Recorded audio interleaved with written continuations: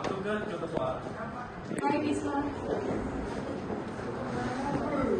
Dari mana bisa? Oke, di sini saya akan menjelaskan soal nomor 3.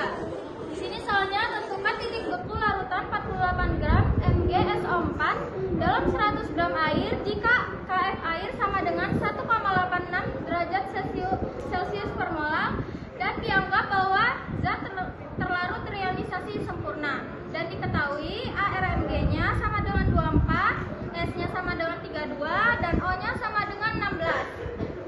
Ini diketahui gram pelarutnya 100 gram, KF-nya 1,86 derajat Celcius per molar dan gram pelarutnya 48 gram. ARMG-nya 24, S-nya sama dengan 32 dan O-nya itu sama dengan 16. Tapi di situ kan O-nya itu ada 4. Nah, jadi 16 kali 4 sama dengan 64. Pertama, kita ionisasikan terlebih dahulu MgSO4-nya menjadi Mg2+ tambah SO4 2-. Mg-nya ini 1, SO4-nya ini 1. Jadi 1 tambah 1, 2. Jadi hasil ionisasi dari MgSO4 ini sama dengan 2. Lanjut kita mencari I-nya atau faktor pangkatnya dengan rumus 1 tambah buka kurung N kurang 1 tutup kurung kali alfa. Lanjut kita masukkan angkanya 1. Ini N ini kan tadi ionnya kan, hasilnya udah 2 kurang 1. Nah, alfanya ini karena di situ dibilangnya zatnya sudah terionisasi dengan sempurna, jadi alfanya itu 1. Jadi hasil I-nya itu sama dengan 2. Lanjut kita masukkan rumus delta TF sama dengan KF kali M kali I. Ini kan KF-nya udah diketahui nih. KF-nya, M-nya ini belum nih. Nah, kita mencari M-nya ini dengan rumus GT per MR kali 1000 per GP. Nah, GT-nya udah diketahui, GP-nya juga. Nah, MR-nya juga belum diketahui nih. Nah, cara mencarinya itu kayak gini.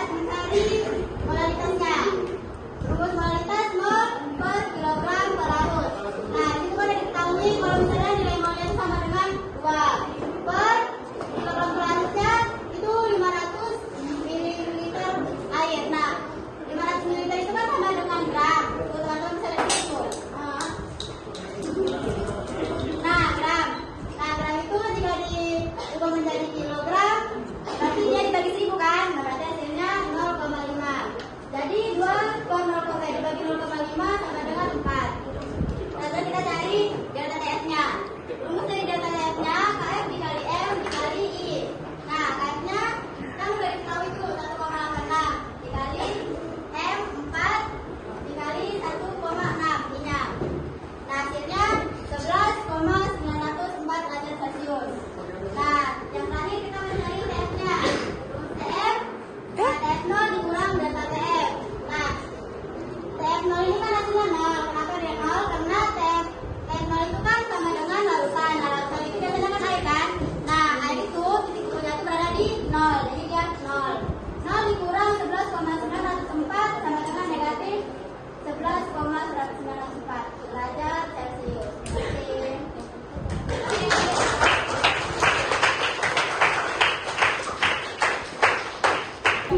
Jadi di sini saya mau menjelaskan soal nomor 2. Jadi ke dalam 500 gram air dilarutkan 7,45 gram KCl, MR-nya itu 74,5. Jika tetapan penurunan titik beku KF airnya itu 1,86 derajat Celcius per molar, larutan yang terbentuk memiliki titik beku sebesar. Nah, berarti di sini kita akan mencari titik beku, yaitu TF. Jadi di sini sudah kita ketahui GP 500 gram, KCl-nya itu K plus ditambah Cl minus, GT 7,45 gram, MR 74,5, KF sama dengan 1,86 derajat Celcius per molar. Nah, berarti di sini sudah kita ketahui sebelumnya, sudah mau mencari TF. Jadi delta TF sama dengan KF dikali M dikali I. Jadi KF dikali GT per MR dikali 7,45 per 74,5 dikali 1000 per 1500. Terus di sini 1,86 dikali 0,4. Nah, jadi di dalam perhitungan ini itu masih ada tersisa 0,1. Nah, kebetulan di sini kan hasilnya dalam sini itu ada sisa 2. Nah, jadi 2 dikali 2 itu seperempat, jadi 0,1 dikali 4 sama dengan 0,4. Nah, jadi sudah kita ketahui delta TF itu 0,744 karena dari sini. Jadi di sini itu ada TF terus sama dengan TF0 dikurang delta TF. Jadi di sini 0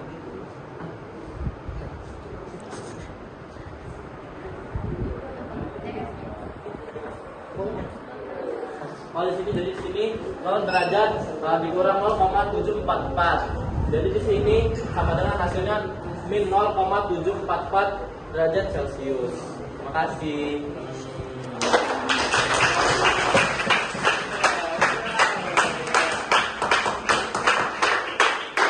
Jadi di sini saya menjelaskan soal nomor 1.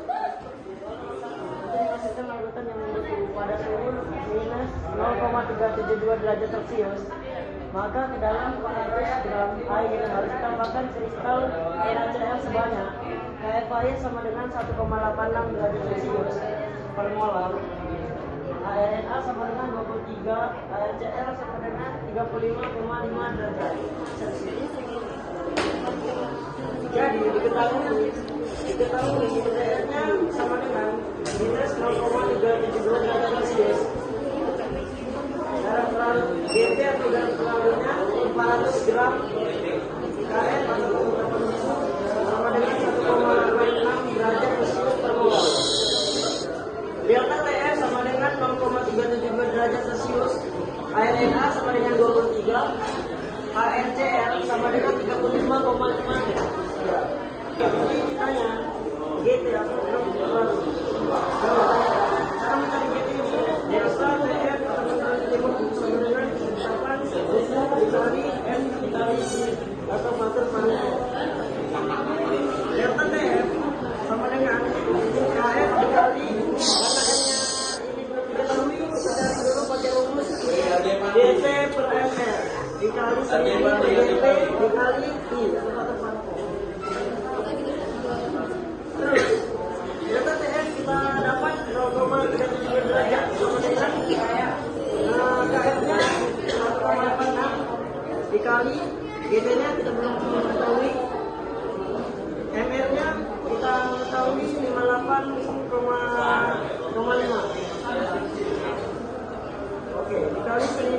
dikali GP-nya 400 dikali patok-patok ini sensitif. Oke.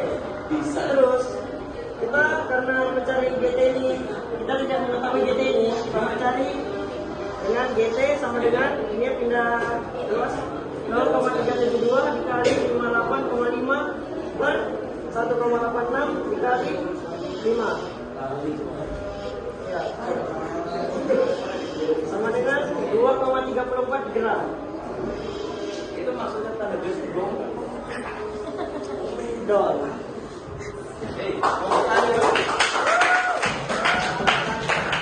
Oke, di sini saya akan menjelaskan soal nomor 5, yaitu soalnya larutan H2S satu mol membeku pada suhu minus 2,4 derajat Celcius.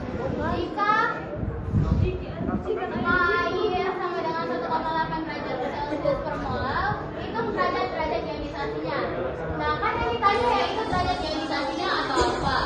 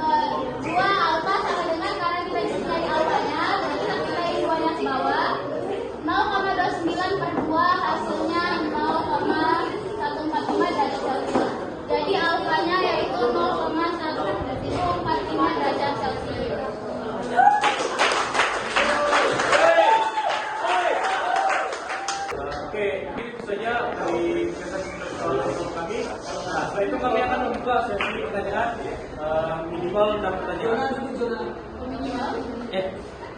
Maksimal 6 pertanyaan. Oke, ada yang ingin bertanya?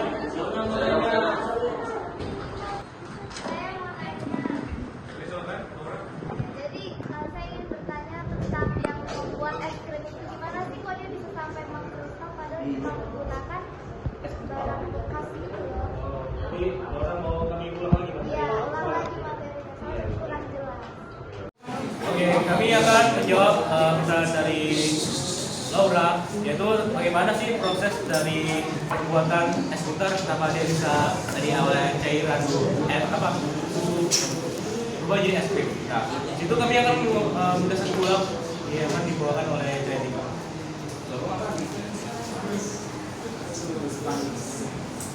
Nah, selain dari penjelasan Pani tadi, ada contoh lain dari penurunan titik beku, yaitu pembuatan es butter. Nah, teman-teman bisa lihat.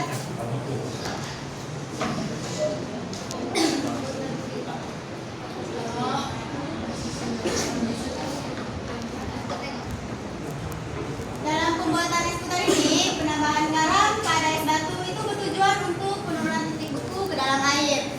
Nah, sehingga temperatur di sekitar adonan itu bisa diturunkan lebih rendah dari 0 derajat Celcius. Nah, setelah suhu di sekitar adonan itu sudah lebih rendah dari 0 derajat Celcius, maka adonan itu akan membeku. Habis itu, jadi penambahan garam pada es batu itu merupakan sifat dari koligatif larutan atau penurunan titik beku. Nah, pasti teman-teman pada bertanya-tanya kan, kenapa sih dia harus diputar-putar kayak gitu? Kenapa dia nggak didiamin aja, terus biarin aja dia beku sendiri gitu? Nah itu tuh berfungsi untuk meratakan suhu dingin dan mempercepat proses pembekuan.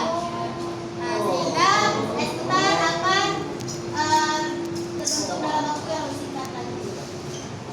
Nah,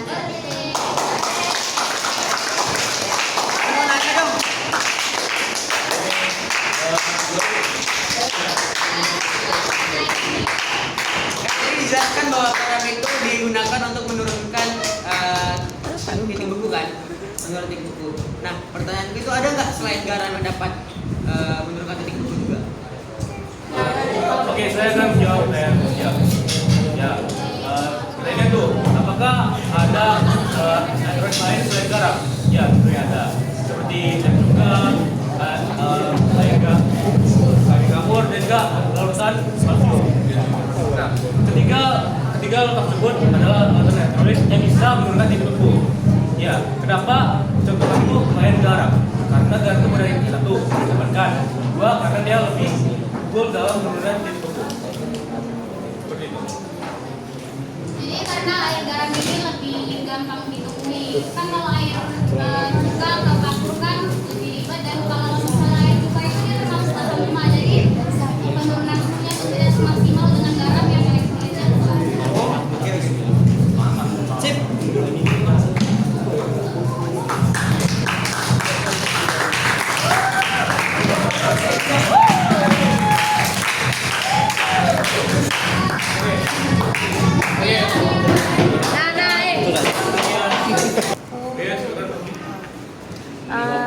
Pertanyaannya udah saya catat. Saya ingin bertanya, kenapa sih kurva pembekuan larutan itu memiliki kemiringan yang berbeda dengan kurva pembekuan pelarut?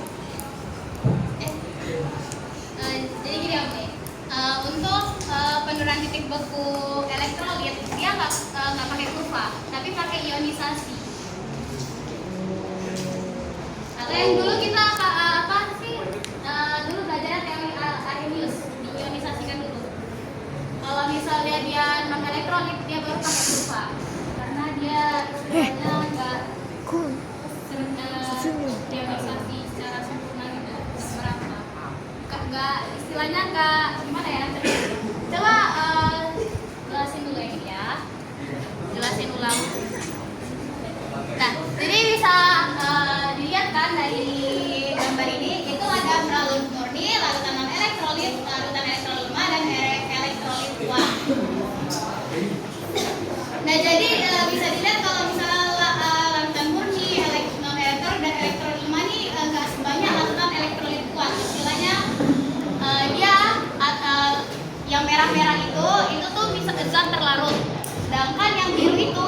dari pelarutnya, atau misalnya contohnya air. Nol yang udah pasti bakal membeku di suhu 0 derajat Celcius. Nah, sedangkan larutan elektrolit dia akan membeku suhunya tuh nggak serendah elektrolit lemah dan elektrolit kuat. Tapi dia lebih di bawah 0 derajat, misalnya kayak minus 0,5 derajat Celcius. Itu juga yang elektrolit lemah sama elektrolit kuat. Dia semakin kuat elektrolitnya atau semakin banyak zat partikel yang terlarut, dia akan semakin susah dibekukan. Istilahnya kalau misalnya pakai non elektron itu dia karena dia nggak terurai dengan sempurna. Jadi kenapa yang Ya karena dia nggak terurai non elektrolit pakai kurva karena dia nggak terurai secara baik. Sedangkan elektrolit kuat dan elektrolit lemah ini dia suhunya lebih di bawah, jadi ya harus diionisasikan. Oke, mungkin kami akan tutup sesi pertanyaannya. Itu saya dari presentasi kami kali ini. Terima kasih perhatiannya. Terutama kami akan berterima kasih kepada Yose. Terima kasih.